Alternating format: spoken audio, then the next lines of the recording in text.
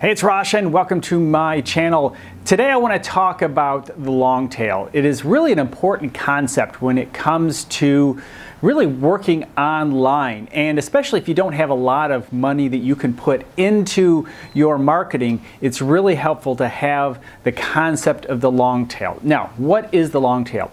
It's a concept that's been around for a while. Chris Anderson wrote a book about it in the mid-2000s, which was a really powerful book, and it was a big aha moment for a lot of people during that time, and people continue to use that term in SEO and so forth. One of the ways it's been described is, like, think about Amazon.com versus a regular bookstore.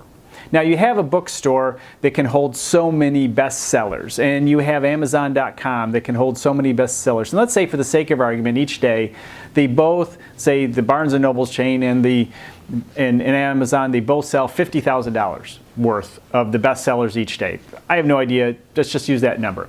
And so each just sells that a number. And because of the limitations of a Barnes & Noble brick and mortar store or a traditional bookstore, they can only sell so many. So what does Amazon do better? Well, they are able to sell books that are no longer in print. For example, my dad wrote a book about weather in 1987, and I can find that on Amazon.com. And because of that, because they can sell so many more of those ones and twos little books, they make a lot more money, and people keep going back to them because they know they can find the book. You don't always know you can find that book at Barnes & Noble unless you go to their online, which of course they've updated. But the point is, the long tail, those little things, those little ones and twos add up. So when you're blogging, every single blog post may not be a big hit. It may not drive all the traffic.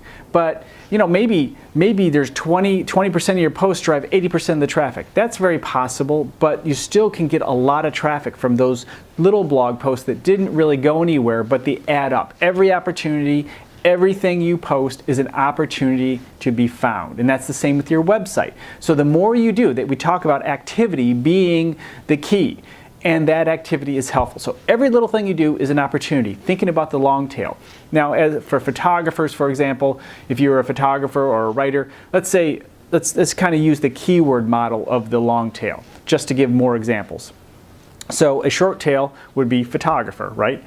That is just one word. But adding another word, food photographer, that's a little longer tail keyword. And then maybe Detroit food photographer, or Detroit, Michigan food photographer. You keep adding on, it's more refined, it's more focused, so there's not as many people looking for that specific thing.